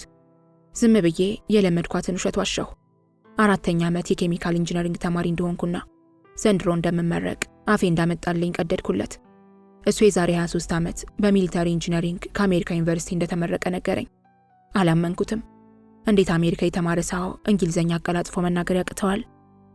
እንደገና ቆይቶ ረጅም ቆንጆ እንደሆንኩና የቆዳዬ ቀለም ቅላት እንደገረመው ነገረኝ። ሀበሻ ጥቁር ብቻ ይመስለው እንደነበርና ከዚህ ቀደም በምንም የሥራ አጋጣሚ ኢትዮጵያ መጥቶ እንደማያውቅ ሳይደብቅ አጫወተኝ። ከ4 ሚስቶች 17 ልጆችን እንዳፈራና 2 የቱኒዚያና የሞሮኮ ዜጎች፣ አንደኛዋ ሚስቱ ደግሞ የሲሲሊ ጣሊያናዊት እንደሆነች እንዲሁም ጊዜ ቢያገኝ የሁሉንም አገር ሴቶች ሙሞ መቅመስ እንደሚፈልግ ጨምሮ ነገረኝ። ባነጋገሩ በበሽቅም ሳኩለት። ፈቃደኛ ከሆንኩ የትውልድ አገሩ ሲርጥ ውስጥ አፓርታማ ተከራይቶ ያለምንም ሐሳብ ቀለብ እየሰፈረ ሊያኖረኝ እንደሚፈልግ ነገረኝ። አክሎም ከ21 አገራት በተለያዩ ከተሞች ቅምጦች እንዳሉትና የሊቢያ ዘር በመላው ዓለም እንዲሰራጭ የሱም ያለቃው ጋዳፊን ፍላጎት እንደሆነ እሱን ጨምሮ ጌታዬ እያለ የሚጠራቸው የጋዳፊ ሚኒስቴሮች ይህንን የሚያደርጉት ከሴሰኝነት ጋር በተያያዘ ሳይሆን የሊቢያን ሕዝብ በዓለም ላይ ገናናና ታላቅ የማድረግ ጉጉት ስላላቸው እንደሆነ ኮስተር ብሎ ሊያስረዳ ሞከረ። በሆዴ አፍንጫህን ላስ እያልኩት ባፌ ግን ሳኩለት። አጋስስ ከርሳ ማረብ ሲያስጠላ ባቫንኩሉ። ጄኔራሉ አቡ ቡሴር በሚደነቃቀፍ እንግሊዘኛው ስለ ዛሬው የጋዳፊ ድል ሊተርክልኝ ጀመር። በሊቢያ በውድ ሆቴሎች አስቀምጠው በርካታ ዶላሮችን እየሰጡ በወርቅ አንቆጥቁጣ ያስቀመጧቸው የተለያዩ ሀገራት የጎሳ መሪዎች፣ ባህላዊ ንጉሶችና ሱልጣኖች አለቃቸው ጋዳፊን የአፍሪካ ንጉሠ ነገሥት የሚል ማዕረግ ሰጥተውታል። በዚህ ሹመት የተነቃቁት ጋዳፊ ከሰዓቱን በተካሄደ ሌላ ዝግ ስብሰባ የአፍሪካ መሪዎቹን ለአንድ የአፍታ መንግሥት ምስረታ ዛሬውኑ ድምፅ እንደሚሰጡ ድንገቴ የሆነ ሐሳብ በማቅረብ ግራ አጋብቷቸዋል። የተባበሩት መንግስታትና የአውሮፓ ህብረት ተወካዮች ነገሩ ቀልዲውን ቁም ነገር ሳይገባቸው ስብሰባው ተጠናቋል። ጋዳፊ አፍሪካን በወታደር፣ በኢኮኖሚ፣ በፖለቲካ እንዳደርገው የመምራት ህልማቸውን ሀብል የጀመሩበት ዕለት በመሆኑ ዛሬ ለጀነራሉ ልዩ ቀን ነው። በዚህ የደስታ ቀኑ ጠቀም ያለ ጉርሻ እንደሚሰጠኝ አስቤ ነበር። ያ ባይሆን እንኳን ጌታዬ እያለ የሚጠራቸው ጋዳፊ ዘንድ የምገባበትን መላ እንደሚጠቁመኝ ተስፋ አድርጌያለሁ። የገረመኝ ነገር ጀነራሉ በዚህ የደስታ ቀን እንኳን አንሶላ ሊጋፈፈኝ አለመሞከሩ ነው። ማለቴ አንሶላ መጋፈፉን እንኳን ተጋፈናል፣ ግን ሴክስ የሚባል ነገር አላደረገም። ሌሊቱን ያሳለፈው ወደ አገሩ ሊቢያ ስልክ በመደወልና በምላሹ ደግሞ የደስታ መልእክቶችን በመቀበል ነበር። ይሄ በእውነት ከአንድ አረብ የጠበቅኩት ነገር አልነበረም። ማለዳ ላይ ሻወር ከወሰደ በኋላ ልብሱን ለባብሶ ተሰናብቶ ሊወጣ ሲል አይኔን እያሻሻው በቂ ገንዘብ እንዳልያዝኩ ነገርኩት። ትንሹ ሻንጣው ውስጥ ያለውን ብር ዝም ብሎ አፍሶ ሁሉንም አልጋዬ ላይ በተነው። ደነገጥኩ። ስላልቆጠርኩት ብዙ ብር የሰጠኝ መስሎኝ ፈነጠስኩ። ተሳስቻለሁ። እሱ ከወጣ በኋላ ብሮቹን በሙሉ ሰብስቤ ስቆጥራቸው ያገኘሁት $1500፣ 200 ዩሮ፣ ሌላ 450 የሳውዲ ሪያል፣ ሌላ 900 የሊቢያ ዲናርና ምንም የረባ ዋጋ የሌላቸው ጥቂት የጅቡቲ ፍራንኮች ነበሩ። ብሽቅ እንዳልኩኝ ተመልሼ ተኛሁ። ሮብና ሐሙስ በሸራተን። ኡስማን አስቀድሞ እንደጠቆመኝ ሮብና ሐሙስ ምሽት በዚያው ባረፉበት በሸራተን ቪላ ውስጥ በቅርቡ ለገዙት አየር መንገድ ሆስተሶች ስለሚመለምሉ ለዚያው የስነ ልቦና ዝግጅት ማድረግ ጀመርኩ። ከጋዳፊ ጋር በቅርብ የመገናኘት እድል የሚኖረው በዚህ ወቅት ብቻ እንደሚሆን ተረድቻለሁ። እድሌን ለመሞከር ራሴን አሳምኛለሁ። ኡስማን ዘፒምፕ ለምን እንደሆነ አላውቅም፣ በእኔ በጣም ይተማመናል። ከ3 ቀናት በፊት አግኝቼው ይህንን ነግሮኛል። የትኛውንም ወንድ የሚያስደነግጥ ቁመናና ውበት አለሽ። አረብኛ የመረዳት ችሎታሽ ለክፎ የሚሰጥ አይደለም። እድሉ ከተመቻቸልሽ ከአንቺ የተሻለ ቃዛፊን ወይም ረዳቶቻቸውን ለመማረክ የምትችል ሴት አላውቅም። እኔም የምትመጥን ሴት አቅርብ ብባል ከአንቺ ሌላ ማንን እንደምጠቁም አላውቅም። ምልመላ የሚካሄድበትን ቦታና ሰዓት ኡስማን ከተረዳ በኋላ ዘውትር የምንገናኝበት ሂልተን መናፈሻ ውስጥ መጥቶ አገኘኝና ወደ ምልመላው አዳራሽ የሚወስደኝን የመግቢያ ካርድ ሰጥቶኝ ሄደ። ከመልማዮቹ አንዱ ማንኛውም አይነት ጥያቄ ከጠየቀኝ ወይም ራሴን እንዳስተዋውቅ ከተጠየቅ አንድ ነገር እንዳልዘነጋ አበክሮ አሳሰበኝ። ይኸውም ጋዳፊ በአፍሪካ ህብረት ሊቀመንበርነት በመመረጣቸው የተሰማኝን ደስታ እንድገልጽላቸው ነበር። ጋዳፊ ለአፍሪካ አንድነትና ሰላም እያደረጉ ያለውን ያለሰለሰ ጥረትም በየአጋጣሚው ያነሳው እንዳደንቅ ማሳሰበኝ። ይህን ጊዜ ሳቄ መጣ። እኔ ፖለቲከኛ መሰልኩ እንዴ? እንደዚህ አይነት ንግግር የማደርገው አብዳል እንዴ? ብዬ ሳኩበት። እሱ ግን ኮስተር ብሎ ቀጠለ።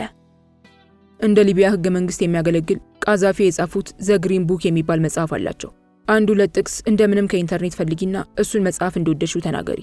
ሮዛ መኝኝ፣ ያንቺንም የኛንም ህይወት የሚለውጥ ነገር ይከሰታል። ኡስማን what are you talking about? I am is just an ordinary hawker. እንደዚህ አይነት ፖለቲካ ማውራት አልችልም። ደግሞ በዛ ላይ ሰውየው እስከዚህ ድረስ ጃጅተዋል እንዴ? እንዲህ ፊት ለፊት ሲሸነገሉ የማይባንኑት? come on ኡስማን, that doesn't make a lot of sense. ኡስማን ምላሽ ነበረው። እኔ የምነግርሽን ሳታወላው ያድርጊው። ያንቺ ጥርጣሬ ይገባኛል። ሆኖም አምባገነኖችን የሚያመሳስላቸው ነገር ለራሳቸው የሚሰጡት ቦታ ነው። ትንፋሹን አሰባሰበና ቀጠለ። እንግዲህ ለዚህ ንግግሬ ይቅርታ። ቃዛፊ ለምሳሌ ጤናማ ሰው አይደለም፣ ወፈፌ ነው። ይህን ዓለም ያውቀዋል። አጠቃላይ የህይወቱን ታሪክ ስትመረምሪም የምታገኙ ይህንኑ ሀቅ ነው። ጋዳፊ ለስሙ የ5 ወቅት ሰላት ሳያቋርጥ ይሰግዳል። ሆኖም የራስ አምልኮ የተጠናወተው ሰው ነው። ሁሌም ውዳሴን ይፈልጋል። ታምኛለሽ? በየቀኑ ስለሱ ታላቅነት ግጥም እየጻፉ ቤተ መንግስቱ ድረስ እየሄዱ የሚያነቡለት የአረብ ደራሲዎች በሊቢያ የባህልና የሃይማኖት ጉዳዮች ሚኒስቴር መስሪያ ቤት በኩል እንደተቀጠሩ ይህንን የነገረኝ እሱ ቤተሰብ ሰርክል ውስጥ ያለ ሊቢያዊ ነው። ለምሳሌ ቃዛፊ ከጉርምስናው ዕድሜ ጀምሮ የእስልምናን ሱና ጠብቆ ሳያቋርጥ ሰኞንና ሐሙስን ይጾማል። ሰኞና ሐሙስ ደናግል ነርሶች እንኳን እንዲነኩት አይፈቅድላቸውም። በተቃራኒው ከአምላክ ይልቅ በራሱ ፍቅርና አምልኮ የከሰረው ወፈፌ ነው። ሮዛ ትረስትሚ፣ እድሉ ከተሰጠሽ ያለምንም ርኅራሄ በረቂቅ መንገድ ሳይሆን ፊት ለፊት ደረቅ ውዳሴ ከማቅረብ ወደ ኋላ አትበይ። እመኝኝ ሮዛ፣ ስለ ሰውየውን የማውቀው ሚስጥር ሩብ ያህሉን እንኳን አንቺ አታውቂም። ለጋዳፊ ፋይናል ኤግዛም ስለመዘጋጀት ረቡዕ ጥር 27 2001 ዓ.ም። በውበትም በስራ ልምድም በቋንቋ ክህሎትም ሆነ በእውቀት ከኔ የሚበልጡ በርካታ ከባድ ተወዳዳሪዎች ሊገጥሙኝ እንደሚችሉ ገምቻለሁ። አንድ የቢሮ ጸሐፊ ተፈልጎ በሺዎች የሚቆጠሩ ስራ ፈላጊ ጸሐፊዎች የሞት ሽረት ትግል የሚያደርጉበት ሀገር ውስጥ እንዳለው አሳምሬ ያውቀዋለሁ። በተቻለኝ መጠን አስፈላጊውን ዝግጅት ለማድረግ ጥሬያለሁ። 40 ዓመት በስልጣን ላይ የቆዩት የ67 ዓመቱ ሙአመር ጋዳፊ ወጣት ሳሉ የጻፉትን አረንጓዴውን መጽሐፍ የእንግሊዝኛውን ቅጂ ከኢንተርኔት በማውጣት የተወሰነ ክፍል ትኩረት ሰጥቼ አንብቤዋለሁ። መሃል ላይ በጣም አንገሽግሾኝ ያቋረጥኩት የጋዳፊን የግልና የፖለቲካ ህይወት የተቻለኝን ያህል ለማጥናት ሞክሬያለሁ። ዛሬ ማታ የመናገር ዕድል ከተሰጠኝ ጋዳፊ ለመንግስቱ ኃይለማርያም ያደረጉትን አንዳንድ ድጋፍ መግለጹ አስፈላጊ መስሎ ተሰምቶኛል። ከዩኒቨርሲቲ በኋላ ለመጀመሪያ ጊዜ ይመስለኛል እንደዚህ አምርሬ ሳነብ፣ ግን በሰበቡ ብዙ ነገር አወቅኩ። ለመንግስቱ የመጀመሪያውን ብሔራዊ ውትድርና ተመልማዮች የመለዮ ልብስን ጨምሮ ለስንቅና ትጥቅ በገንዘብ መደገፋቸውን፣ የጦር ላይ የዲዴሳና የመስኖ የወታደር ማሰልጠኛ ካምፖች ሲቋቋሙ ከፍተኛ የገንዘብ ድጋፍ ማድረጋቸውን፣ በ77ቱ ድርቅም የገንዘብ ድጋፍ በራሳቸውና በሊቢያ ህዝብ ስም ማበረከታቸውን አነበብኩ። ኮሎኔል መንግስቱና ኮሎኔል ጋዳፊን በተመለከተ ከልጅነቴ ጀምሬ በተደጋጋሚ የሰማሁት አንድ ታሪክም ትዝ አለኝ። ሙአመር ጋዳፊ በአፍሪካ አንድነት ድርጅት ለመሳተፍ አዲስ አበባ በመቶዎች ከሚቆጠሩ ወታደር አጃቢዎቻቸው ጋር የጦር ታንክ ጭምር ይዘው ከትሪፖሊ ወደ አዲስ አበባ ይመጣሉ። ኮሎኔል መንግስቱ ዓመታዊ ጉባኤው ላይ ለመካፈል የመጡትን ኮሎኔል ጋዳፊን ከበራፍ ላይ እንዲህ ሲሉ ይመልሷቸዋል። ወንድም ጋዳፊ፣ ይሄ እኮ ሰላማዊ የውይይት መድረክ ነው። ታንክ እዚህ ምን ይሰራል? የጦር ካምፓስ መሰልከው እኮ። ጋዳፊ አኩርፈው አጃቢዎቻቸውን አስከትለው አህጉራዊ ጉባኤ ላይ ሳይካፈሉ በመጡበት ወደ አገራቸው ተመለሱ አሉ። ይህ ታሪክ እውነት ይሁን ውሸት አላውቅም፣ ግን ከድሮ ጀምሮ ሲወራ ሰማዋለሁ። ኮሎኔል መንግስቱ በትሪፖሊ ጉብኝታቸው ውስጥ ስለ ጋዳፊ የታዘቡትን መጥፎ ጠባይ ሳነብ በጣም ተገረምኩ። መንግስቱ በሊቢያ ቆይታቸው ሙአመር ጋዳፊን በንብርክክ እየሄዱ ጋዳፊ የጠየቁትን ትዕዛዝ የሚያስፈጽሙ በርካታ የምስራቅ አውሮፓ ሴቶችን ቤተ መንግስት ውስጥ መመልከታቸውን ጽፈዋል። ለእነዚህ ታዛዥ ነጭ አሽከሮቻቸው ጋዳፊ አማላይ ረብጣ ዶላሮችን ቢከፍሉም እንደ ኮሎኔል መንግስቱ አመለካከት ጋዳፊ ይህንን የሚያደርጉት በአንድና አንድ ምክንያት ብቻ ነው። ይኸውም በጣሊያን ቅኝ ተገዥነታቸው የሚሰማቸውን ስር የሰደደ የበታችነት ስሜት ነጮችን አሽከሮቻቸው በማድረግ ለመቅረፍ የመጣር ከንቱ አባዜ። ጋዳፊ ይህን ስላደረጉ ብቻ የነጮች የበላይ የሆኑ ይመስላቸዋል። ታዲያ ጋዳፊ ወፈፌ አይደሉም ሲሉ ይጠይቃሉ ጓድ መንግስቱ። እዚህ ጋር ሌላው የጋዳፊ የልብ ወዳጅ የነበረው የኡጋንዳው አምባገነን መሪ ኢዲ ኢማን ዳዳ ትዝ አለኝ። ኢዲ ኢማን በጋዳፊ ያልተቋረጠ የገንዘብ ድጋፍ መፈንቅለ መንግስት አካሄዱ የኡጋንዳ ፕሬዝደንት ሆነ። ኢዲ አሚን በስልጣን ዘመኑ በነሸጠው ጊዜ ሁሉ 4 ነጮች በቃሪዛ ተሸክመውት በመሃል ካምፓላ ይዘውት እንዲዞሩ የማድረግ ልማድ እንደነበረው በአንድ ዶክመንተሪ ፊልም ላይ ተመልክቻለሁ። ኢዲ አሚንም ይህንን የሚያደርገው በነጮች ላይ ያለውን የበታችነት ስሜት ለመቅረፍ ነበር። ልክ እንደ ጋዳፊ ሁሉ እሱም በዚህ ድርጊቱ የነጮች የበላይ እንደሆነ ይሰማው ነበር። ይህን የጅልነት ምግባር ከልብ ወዳጁ ሙአመር ጋዳፊ የቀሰመ ይመስላል። በዶክመንተሪው ላይ እንዳየሁትም ራሱ ከስልጣን ሲወርድም መጀመሪያ የሸሸው ወደ ጋዳፊ ሀገር ሊቢያ ነበር። ጋዳፊ የሞቀ አቀባበልና መስተንግዶ ካደረጉለት በኋላ ነበር ወደ ጅዳ ሄዶ እስከ ለተሞቱ በሳውዲ አረቢያ የኖረው። ጋዳፊ ወፈፌ መሆናቸውን የተረዳውበት ሌላው አጋጣሚ 2 ፍጹም ተጻራሪ ጠላቶችን ማስታጠቅ እንደሚወዱ ሳስብ ነው። ወንድም ጋዳፊ እያለ ለሚጠራቸው ሶሻሊስት ወንድማቸው መንግስቱ የሚችሉትን ሁሉ እየረዱ በጎን ደግሞ ጠላቱን ሻቢያን እስከ አፍንጫ ያስታጥቃሉ። ያለማሰለስ አረባዊቷን ኤርትራን መሰርታለሁ እያለ የሚፎግራቸውን የጥንት የልብ ጓደኛቸውን ኢሳያስ አፈወርቂን በትጥቅ በስንቅና በገንዘብ ይደግፋሉ። አቡዳቢ የሚኖር አንድ ደንበኛዬ በዚያው በአቡዳቢ በሚኖረው ኤርትራዊ ጓደኛው ግዙፍ ቪላ ቤት ውስጥ ጋዳፊና ኢሳያስ ወጣት ሆነው ሁለቱም እየሳቁ ተቃቅፈው ሊቢያ በረሃ ውስጥ የተነሱት ፎቶ አንዱን የሳሎን ግድግዳ ሞልቶ መመልከቱን እንዳጫወተኝ አስታውሳለሁ። ይህ የጋዳፊና የኢሳያስ ወዳጅነት በርካታ አስርተ ዓመታትን ወደ ኋላ እንደሚጓዝ አንድ ማሳያ ነው። በለኮርቤ የሽብር ጥቃት እና አሜሪካና እንግሊዝ በሊቢያ ላይ የንግድና የትራንስፖርት ማዕቀብ ለበርካታ ዓመታት የጣሉ ጊዜ ማዕቀብ ጥሰው በተደጋጋሚ ጋዳፊን ትሪፖሊ የሚገኘው ቤተ መንግስታቸው ድረስ እየሄዱ የጠየቁት ማንዴላና ኢሳያስ አፈወርቂ ብቻ ናቸው። ማንዴላ ይህን ያደረጉት ጋዳፊ እናት ፓርቲያቸውን ኤኤንሲን ያለመታከት በትግሉ ወቅት ለበርካታ ዓመታት በገንዘብና በሞራል ስለደገፉ ነው። ፕሬዚዳንት ኢሳያስ የጋዳፊን አረንጓዴ መጽሐፍ በኤርትራ ብሔራዊ ቋንቋ በትግረኛ ቋንቋ እንደሚያስተረጉመው በመግለጽ በርካታ ሚሊዮን ዶላሮችን ከጋዳፊ ተቀብለዋል። አስመራን እንደ ሁለተኛ ቤታቸው እንደሚቆጥሯት በአንድ ወቅት የገለጹት ጋዳፊ የልብ ወዳጃቸው ቃሉን ስለመጠበቁ ግድ የነበራቸው አይመስልም። አገራቸው ሊቢያን እንደ ግል ኪዮስካቸው በመቁጠር ከሀገራቸው ካዝና በማውጣት በመላው አፍሪካ በተለያየ ጊዜ የተካሄዱ በርካታ መፈንቅለ መንግስቶችን በገንዘብ ደግፈዋል። የሊቢያ እስላማዊ ሶሻሊስት አረብ ጁምሃሪያን ወይም ሪፐብሊክን በመመስረታቸው የሚኮሩት ጋዳፊ እስልምናን ተቀብያለሁ ብሎ $1 ሚሊዮን ከተቀበላቸው በኋላ አውሮፕላን ውስጥ ልክ ሲገቡ የውሸቱን መሆኑን የገለጸላቸውን የማዕከላዊ አፍሪካ መሪ ከቀናት በኋላ መፈንቅለ መንግስት በተቃዋሚዎቹ እንዲደረግበት በርካታ ገንዘብ ለተቃዋሚዎቹ ለግሰዋል። ኮሎኔል ሙአመር ጋዳፊ እንግሊዝን በሽብር ሲንጥ የነበረውን አይአርኤን በመደገፍ በይፋ ቤንጋዚ ውስጥ ለቡድኑ ከለላና ድጋፍ የሰጡ ብቸኛ መሪ ናቸው። በቅርቡ ይህንኑ የአፍሪካ ህብረት ስብሰባ አስመልክቶ የአሜሪካው ኤቢሲ ቴሌቪዥን ላይ ጋዳፊን የተመለከተ ለየት ያለ ፕሮግራም ከዩቲዩብ ላይ ተመልክቼ ነበር። መቼም ጋዳፊ ለየት ላለው አለባበሳቸው፣ አጀባቸው፣ የግል ህይወታቸውና ፖለቲካዊ አቋማቸው የዓለም ፖለቲካ ማጣፈጫ ቅመም እንደሆኑ ይታወቃል። ሁሌም አወዛጋቢና አነጋጋሪ መሪ ናቸው። ከቴሌቪዥን ፕሮግራም ላይ እንደተመለከትኩት ጋዳፊ ትሪፖሊ ሲሆኑ በርካታ የአደጋ ጊዜ ማምለጫ የመሬት ውስጥ ቱቦዎች ባለው ቤተ መንግስታቸው ውስጥ ቢኖሩም ከሀገር ሲወጡ ግን እንደ በድዩን ጎሳ ዘላኖች የሰሐራ በረሃው ድባብ አብሯቸው እንዲኖር ይፈልጋሉ። ለዚህም ነው ለስብሰባ በሄዱበት ሀገር ጥይት የማይበሳው ግዙፍ ድንኳን ይዘው የሚጓዙት። ይህ ድንኳን ከክብደቱ የተነሳ በየሄዱበት ሀገር ለብቻው በአንድ አውሮፕላን ተጭኖ ይከተላቸዋል። ጋዳፊ ይህን ድንኳን ሸራተን አዲስ በመጡ ቁጥር ከተከራዩት ቪላ አቅራቢያ ተክለውታል። በውስጡ አረቢያን መጅሊሶችን ለመቀመጫነት፣ እንግዳ ለመቀበያነት እንዲሁም ሽሻ ለማጨሻነት ይጠቀሙበታል። ሆኖም ለጋዳፊ ይህ ብቻውን ያደጉበትን የበረሃ ድባብ አይፈጥርላቸውም። ድባቡን ሙሉ ለማድረግ ግመል ይቀራል። ሁሌም ከድንኳኑ አቅራቢያ 1 ወይም 2 ግመል መኖር አለበት። ጋዳፊ ከትሪፖሊ ውጪ በሄዱባቸው ሀገራት ሁሉ ድንኳንና ግመል መሸከፍ የማይዘነጉትም ለዚሁ ነው።